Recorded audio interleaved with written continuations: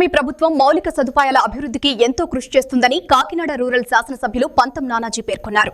Kakinada rural నియోజకవర్గం పరిధిలో కాకినాడ నగరపాలక సంస్థ పరిధిలో 8 డివిజన్లలో పలు అభివృద్ధి కార్యక్రమాలలో పాల్గొని ఎమ్మెల్యే నానాజీ నూతనంగా నిర్మించబోయే డ్రైనేజీ సీసీ రోడ్లకు శంకుస్థాపన చేశారు. ఎమ్మెల్యే వెంట నగరపాలక సంస్థ ఇన్ఛార్జి కమిషనర్ ఎన్వీవీ సత్యనారాయణ పాల్గొన్నారు. స్థానికంగా ప్రజలు తమ సమస్యలను ఎమ్మెల్యే దృష్టికి తీసుకువచ్చారు. త్వరలోనే సమస్యలను పరిష్కరిస్తానని ఆయన తెలిపారు.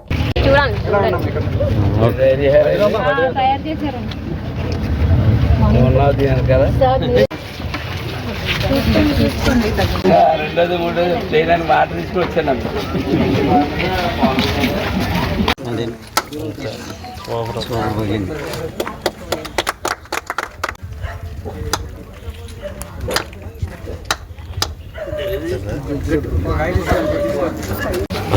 పొద్దున్నది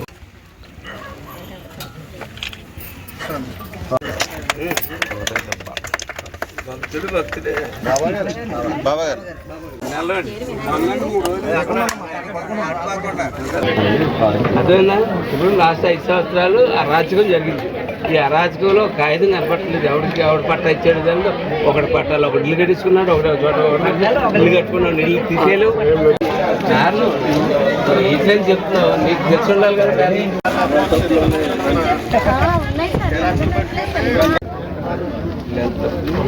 ట్రైన్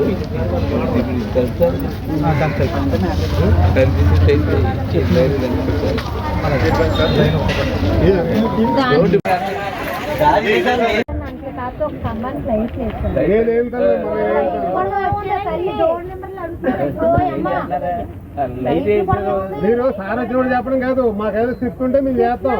నేను 13 లైట్లు చేయించాను ఇక్కడ. సౌకర్యాలు ఇస్తాం కదా.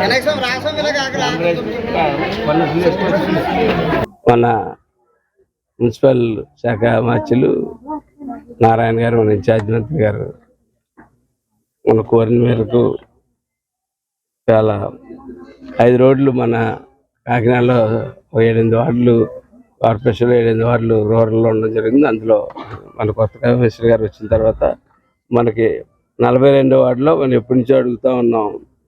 ఒక కన్స్ట్రక్షన్ ఆఫ్ సీసీ డ్రైన్, అలాగే కల్వర్ట్, దాని గురించి 3,40,000.